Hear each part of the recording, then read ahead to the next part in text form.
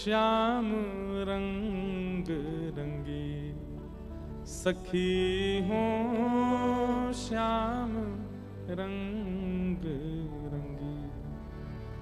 देख बिकाई गई वह मूरत सूरती, देख बिकाई गई मूरत सूरत, सूरत माही पगी। हाँ सूरत माही पगी, सखी हो श्याम रंग रंगी, सखी हो श्याम रंग। एक बात निश्चित है जो हम अभी कह रहे थे, रसिक प्रीतम रसिकन की बातें रसिक बिना को समझ सके ना। रसिकों के बिना कोई समझ नहीं सकता रसिकों की बातों को। यही पद श्री जीव गोस्वामी पाद जब बैठे थे तब गाया जा रहा था, सखी हो श्याम रंग रंगी। वृंदावन में, वृंदावन के आचार्यों का नियम है कि वे लोग बैठते हैं और रसिक जनों की वाणी सुनते हैं। वृंदावन में भजन केवल परिक्रमा नहीं है, केवल दर्शन नहीं है, केवल यमुना जी स्नान नहीं है। वृंदावन जाकर के तो रसिक जनों की वाणी सुनो और गाओ। मैं तो निवेदन करता हूं, सूरदास जी के पद गाओ, कुमन दास जी के पद गाओ, मीराबाई के पद गाओ। पर हम लोग क्या करते हैं, केवल दर्शन करके आ जाते हैं, परिक्रमा करके आ जाते हैं, चाट भल्ला खा के आ जाते हैं। वृंदावन जाइए, रसिकों के पद याद करके जाओ, दर्शन करो मंदिर में जाके, और फिर एकांत ढूंढ करके वहां किसी रसिक का भाव सुनाओ, कोई पद सुनाओ। श्री जीव गोस्वामी पाद बैठे थे सभा में और सारे शिष्यगण चारों ओर बैठ करके दिव्य दिव्य भाव सुना रहे थे। तभी एक रसिक बैठा था और उसने ये पद सुनाया, देख बिकाई गई वह मूरत, सूरत माही पगी, सखी हो श्याम रंग रंगी। अर्थ समझ रहे हैं? कुछ सखी कह रही है कि मुंह पे तो कृष्ण रंग चढ़ गया है, और जब से मैंने श्याम सुंदर देखे तब से मैं ऐसी बिक गई हूं कि अगर श्याम सुंदर जीऊं, श्याम सुंदर कहें तो मरूं, श्याम सुंदर कहें तो पीऊं, ऐसी उनकी आदि है गई हूं। जीव गोस्वामी पाद के नेत्र बंद थे और जैसे उन्होंने ये पद श्रवण किया तुरंत बोल उठे। सब लोग इधर देखो, सावधानी से कथा सुनो। जीव गोस्वामी बोले, ये पद जो लिख रहा है ना, वो अपनी बीती बोल रहा है। ये किसी पूर्व द्वापर की सखी का भाव किसी ने नहीं लिखा है। ये जिसने भी पद लिखा है वो अपनी आप बीती बता रहा है। शब्द में क्षमता है ये बात बताने की, ये बात प्रस्तुत करने की कि वो इस स्थिति में है। कितनी बड़ी बात। एक बात हम आपसे निवेदन करें बंधुओं, किसी की वाणी सुनकर के, किसी का भाव सुनकर के, किसी की कथा सुनकर के, किसी का प्रवचन सुनकर के ठाकुर जी चित्त में प्रकट होने लग जाते हैं। अपने मान यश आदि आदि जो भी विकार हैं वो धीरे धीरे नष्ट होने की इच्छा प्रकट होने लगती है। और सबसे बड़ी बात, अपनी गलतियां अनुभव करके उनको सुधारने की इच्छा प्रकट होने लग जाती है। समझ जाना कि वो व्यक्ति या तो ठाकुर जी है या ठाकुर जी का कोई अंश है, क्योंकि किसी की वाणी इतना प्रभाव नहीं डाल सकती। लाख लोग कहते रहते हैं पर आप पर असर नहीं होता, लेकिन एक व्यक्ति का कुछ भाव कह दिया जाता है, आप तुरंत छोड़ने पर राजी हो जाते हैं, अपने विकारों को बदलने पर राजी हो जाते हैं, अपने स्वभाव को। समझ जाइएगा कि ठाकुर जी का कोई जीव अंश है। अंश तो सब हैं पर ये विशेष अंश है, या ठाकुर जी ही हैं, पकड़ लो चरण।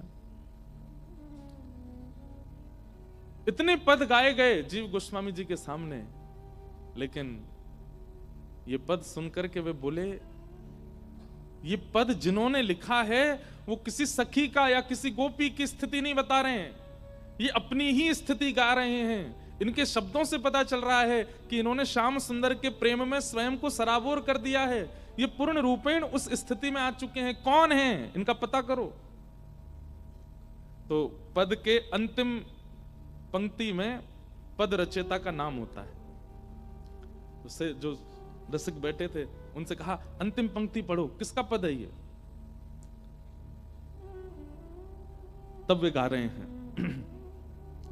कैसे के कहीं जात गदाधर, कैसे के कहीं जात गदाधर, गूंगे को गुड़ स्वाद, गूंगे को गुड़ स्वाद। श्री गदाधर भट्ट जी का ये पद है। और वे क्या कह रहे हैं कि इस प्रेम रस को मैं कैसे बताऊं? बोले क्योंकि गूंगा गुड़ तो खा लेगा लेकिन गुड़ के स्वाद को नहीं बता सकता। गुड़ के स्वाद को चखने वाला गूंगा गुड़ के स्वाद को नहीं बता सकता। जैसे ही गदाधर नाम सुना, श्रीजीव गोस्वामी पाद कहते हैं ढूंढो, पूछो और लेकर के आओ इनको। कौन है ये? इनको अभी मेरे सन्मुख प्रस्तुत कराओ। ये सामान्य नहीं है, ये अनन्य रसिक स्थिति में आ चुके हैं। सब जो सेवक बैठे थे ना, वे सब सोच रहे थे इतने अच्छे अच्छे पद सुनाए हमने सूरदास जी के, आदि आदि सबके भाव सुनकर के इनके नेत्र सजल होते हैं, परंतु पहली बार सुना किसी का पद सुनकर के, एक पंक्ति सुनकर के इतने व्याकुल हो गए कि उसको बुलाओ। ये होती है रसिकों की कृपा। अब ये वृंदावन कृपा करना चाहता है किसी पर, और वृंदावन जब कृपा करना चाहता है ना किसी पर, तो ठाकुर जी राधा रमण जी नहीं बुलाएंगे, राधा वल्लभ जी नहीं बुलाएंगे, बिहारी जी नहीं बुलाएंगे, वृंदावन का कोई रसिक ही आपको बुलाएगा। तब समझो वृंदावन कृपा कर रहा है। हम तो कहें भैया, वृंदावन का व्यक्ति अगर फोन पे भी झूठ मूठ को बोल देना कि आ जाओ वृंदावन, तो आपको योजना बना लेनी चाहिए कैसे जाएं। वृंदावन बुला रहा है, कोई रसिक बुला रहा है। जीव गोस्वामी पाद कहते हैं इनको लेके आइए। ये गदाधर भट्ट सामान्य नहीं है। और उनके शिष्यगण निकल पड़े ढूंढने के लिए, कहां हैं। तो जिस स्थान पर वो रहते थे वहां पहुंच गए। तो गदाधर भट्ट जी एक कुआं से जल निकाल रहे थे स्नान आदि के लिए। इतने में ही जीव गोस्वामी पाद के शिष्यगण गए और जाकर के उनसे बोले, भैया हम लोग सब वृंदावन से आए हैं। जैसे ही सुना, इससे ऊपर कुछ कहा नहीं, केवल इतना कहा हम वृंदावन से आए हैं। ये बात सुनते ही मूर्छित हो गए। सोचिए कैसी प्रेम की अवस्था कि जिस वृंदावन का नित्य चिंतन करते वहां से कोई आया है और भोर में आकर के केवल इतना बोल रहा है कि हम वृंदावन से आए हैं। ये सुन मात्र से वो बेहोश होकर गिर पड़े कि वृंदावन से आए हैं। मुझे आज वृंदावन वासियों का दर्शन हो गया। सुबह सुबह मेरे सामने आज वृंदावन को भजने वाले मेरे सामने खड़े हैं। ऐसी स्थिति हो गई उनकी।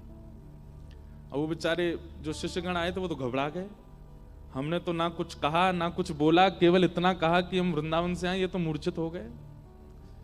गांव के 2-4 लोग और आए, सबने आकर के कहा, बोले भैया क्या हुआ?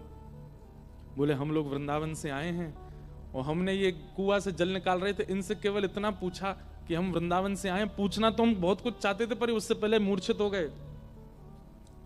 बोले आप लोग क्यों आए हैं? बोले कोई गदाधर भट्ट करके रहते हैं आपके गांव में, उनको वृंदावन के जीव गोस्वामी पाद ने निमंत्रित किया है, बुलाया है, उनको लेने आए हैं। तब गांव के लोग बोले ये जो मूर्छित पड़े यही तो हैं गदाधर भट्ट। तब शिष्य समझ गए। बोले जीव गोस्वामी जी एक शब्द सुनकर के इतने विचलित हो गए कि इनको लेकर के आओ, किसने लिखा ये पद, इनको बुला करके लाओ। स्थिति स्पष्ट है। वृंदावन से आए व्यक्ति को देख करके इतने प्रेम में निमग्न हो गए, ये वृंदावन पहुंच जाएंगे अगर जीव गोस्वामी के दर्शन कर लिए या किसी अन्य रसिक के दर्शन कर लिए, इनकी स्थिति क्या होगी? वृंदावन से कोई गांव में आया, उसी से इतने व्याकुल हो गए। सोचिए आप, हम इस प्रेम की स्थिति के आसपास भी हैं। हम तो कथा भी बैठ करके सुनते हैं तो सामने व्यास जी बैठे हैं, इतना सुंदर मंच बना है, सब कुछ, फिर भी कौन आ रहा है उसी की तरफ जब सबसे पहले दृष्टि।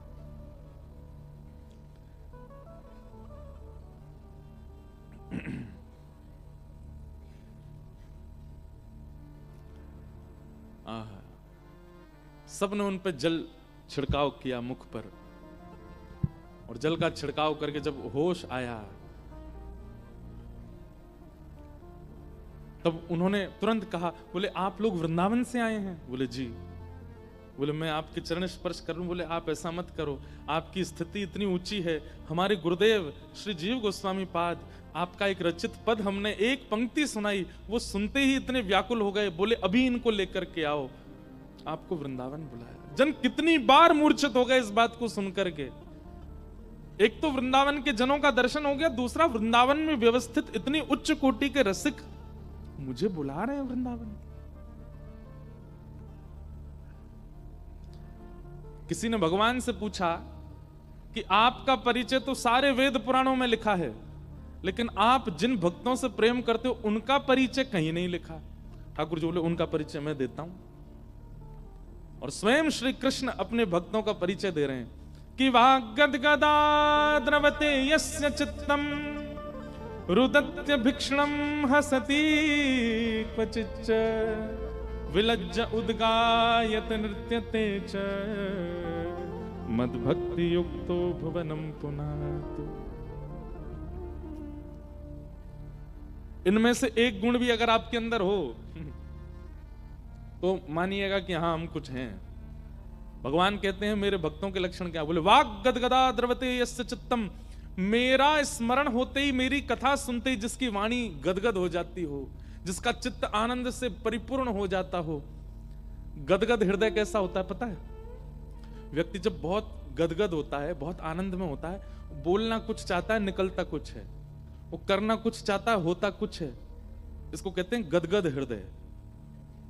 पर हम जो चाहते हैं वो हमसे हो जाता है, इसलिए हम गदगद नहीं है। गदगद हृदय कैसा होता है? चरण रखोगे कहीं, जाएगा कहीं, करेंगे कुछ, होगा कुछ, चाहते तुम्हें हंसना पर निकलेंगे आंसू। इसको कहते हैं गदगद हृदय। ये कब होते हैं हम? जब होते हैं जब हमारे घर के बालक घोड़ी पे बैठ गए, आहा दुल्हा बन गए, गदगद हो जाते हैं। गदगद हृदय में क्या होता है? भूख नहीं लगती, प्यास नहीं लगती, नींद नहीं आती, थकान नहीं होती, शरीर में एक विचित्र सी ऊर्जा आ जाती है। हमारे लिए वृंदावन के प्रति कभी नहीं होता। ये सब तो व्यवहार में हमारे संग खूब होता है। ठाकुर जी कहते हैं मेरी कथा सुनते ही उसका चित्त गदगद हो जाता हो। वाग गदगदा, वाणी गदगद हो जाती हो, चित्त गदगद हो जाता हो। और दूसरा क्या कहते हैं? द्रवते यस्य चित्तम, एक क्षण के लिए गदगद हुआ और दूसरे क्षण में ही अत्यंत विरह उसके चित्त में आ गया। क्यों? कि अभी ये तो मैं कथा सुन रहा हूं, ये तो विश्राम हो जाएगी 2-4 दिन में, फिर मैं कैसे रहूंगा? इस अवस्था का विचार करके वो व्याकुल हो जाए। वाग गदगदा द्रवते यस्य चित्तम।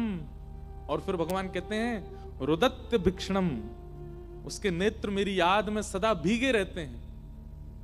लेकिन नेत्र तो भीगे रहते हैं, मुखमंडल मलिन नहीं होता, मुखमंडल दुखी नहीं होता, नेत्र भीगे और मुख पर मुस्कान। रुदत्य भिक्षणम हसती क्वचिच्च। कभी देखा ऐसा? हाँ देखा होगा। संसार व्यवहार में ये सब होता है हमारे साथ, ठाकुर जी के लिए नहीं होता। रुदत्य भिक्षणम हसती क्वचिच्च। और ठाकुर जी क्या कहते हैं? बोले विलज्ज उद्गायत नृत्यते च। जैसे ही मेरा कीर्तन सुन लेता है, जैसे ही मेरा कोई भाव संकीर्तन सुन लेता है, तो विलज्ज होके, निर्लज्ज होके दोनों भुजाएं उठा करके संकीर्तन करने लग जाता है। उसको लज्जा नहीं होती, सामने वाला क्या सोचेगा, पीछे बैठा क्या विचार करेगा, कोई क्या सोच रहा होगा, मैं कैसे नाच रहा हूं, मेरे ताल में तो चरण नहीं चलते, फिर भी वो नृत्य करता है। विलज्ज उद्गायत नृत्यते च। ठाकुर जी कहते हैं मद भक्ति युक्त, मेरा भक्त है। नारद ऐसों को संसार पागल शब्द से संबोधित करता है, पर वो मेरा भक्त है। गदाधर भट्ट जी की स्थिति ये हो गई कि मुझे वृंदावन वासी का दर्शन हो गया तो मूर्छित हो गए, और जब दूसरी बात सुनी कि वृंदावन में व्यवस्थित एक रसिक मुझे बुला रहे हैं, ये सुनकर के तो स्थिति ऐसी हो गई उनकी कि अब वे रो रहे हैं, बार बार गिर रहे हैं। जिन शिष्यों के मन में संशय आया था ना कि हमारे गुरुदेव भगवान ने इतने व्याकुल हृदय से इनको बुलाया, ऐसे कौन है ये, और जब उनकी स्थिति देखी तो समझ गए, बोले कि ये सामान्य नहीं है। लेकर के गए और जैसे ही वृंदावन पहुंचे, मीराबाई के चरित्र में भी ऐसा ही वर्णन आता है।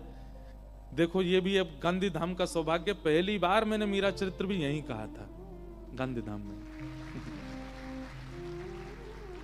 पता ही नहीं क्यों है ये सब गांधी धाम के साथ, गांधी धाम वाले खुद नहीं समझ पा रहे क्यों हो रहा है। मीराबाई वर्षों तक वृंदावन नहीं गई, और जब वृंदावन गई तो कहते हैं कि वृंदावन की राह में कितनी बार मूर्छित हुई मीराबाई किसी को पता नहीं। 3-3 दिन तक मूर्छा नहीं टूटती थी। तब एक बार विचार किया था जब मीराबाई की सब सखियों ने कि वृंदावन नहीं जाते, क्यों, वृंदावन अभी कोसों दूर है, ये राह पे चलती चलती मूर्छित हो रही है, पहुंच गई तो क्या होगा। लेकिन जैसे ही होश में आती तो इतना ऊर्जा उनको होती, ऊर्जा में चल पड़ती वृंदावन की ओर। एक बहुत सुंदर पद है वृंदावन भाव का, शरण श्री वृंदावन की जय, शरण श्री वृंदावन। गाइए सब लोग, वृंदावन अगली बार जाइएगा ताली मत बजाओ, ऐसे गाओ बस, ये नियमों का पालन कीजिएगा जो लिखा है यहाँ पर। शरण श्री वृंदावन की जय, शरण श्री वृंदावन की जय। युगल बिहारी चरण कमल सो, युगल बिहारी चरण कमल सो, युगल बिहारी चरण कमल सो, युगल बिहारी चरण कमल सो, निस दिन नेह, निस दिन नेह लगी है, शरण श्री वृंदावन की जय, शरण श्री वृंदावन की जय। मेरा सौभाग्य है कि जिनका पद है ना, इनके उत्सव में मुझे कथा करने का अवसर मिलता है। श्री सरस माधुरी जी, जयपुर में सरस निकुंज है, वहीं हमने अपने जीवन की सबसे पहली भक्तमाल कथा कही पिछले वर्ष, और इस वर्ष भी उनके आचार्य उत्सव में सेवा करने का, उन्हीं का पद है सरस माधुरी जी का। बहुत सुंदर भाव। क्या कहते हैं, युगल बिहारी चरण कमल सो निस दिन नेह लगाइए। ठाकुर जी के देखिए, प्रेम किसको कहते हैं, आज जितना है कल उससे अधिक होना चाहिए, और परसों कल से अधिक होना चाहिए, और तरसों परसों से अधिक होना चाहिए, उसको प्रेम कहते हैं। कई लोग संसार के कहते हैं हमें वो बहुत अच्छा लगता है, रहो कुछ दिन उसके साथ, रहते रहते रहते क्या होगा, घट जाएगा प्रेम। वो प्रेम नहीं है। प्रेम उसे कहते हैं कि जब जब पलक झपकी गई तब तब नूतन लगने लगे, तब तब और बढ़ने लगे, उसको प्रेम कहते हैं। इस सभागृह में बैठा मुझसे लेके पीछे तक व्यक्ति कोई भी ऐसा नहीं है जो जितनी बार ठाकुर जी को देखता हो उतना प्रेम बढ़ता हो, नहीं हो सकता। हमें प्रेम है ही नहीं है। हम तो केवल प्रेम की दोहरी के आसपास भटक रहे हैं। हवा चलती है तो प्रेम की सुगंधी थोड़ी स्पर्श कर लेती है, प्रेम है नहीं हमारे चित्त में।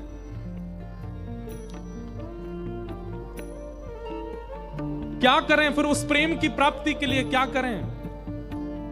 सेवा कुंज समीप बैठ के, सेवा कुंज समीप बैठ के, दंपति ध्यान लगाइए, पति ध्यान लगई है। हमारे वृंदावन के सेवा कुंज में जाइए और वहां एकांत में बैठ करके दोनों युगल सरकार का ध्यान कीजिए। श्री ठाकुर जी कैसे हैं, किशोरी जी कैसी हैं, कथाएं सुनकर के जाइए, रसिकों की वाणी सुनकर के जाओ और सेवा कुंज वृंदावन में बैठ करके ध्यान लगाओ। उससे क्या होगा? होए भावना सिद्ध सहज ही, होए भावना सिद्ध सहज ही। होए भावना सिद्ध सहज ही, होए भावना सिद्ध सहज ही। निरख नयन हुल सैये, निरख नयन हुल सही है। शरण श्री वृंदावन की जय। शरण श्री वृंदावन की जय। शरण श्री वृंदावन की जय। श्री वृंदावन की जय। और ले ले शीत रसिक संतन की, ले ले शीत रसिक संतन की। शीत प्रसादी किसको कहते हैं?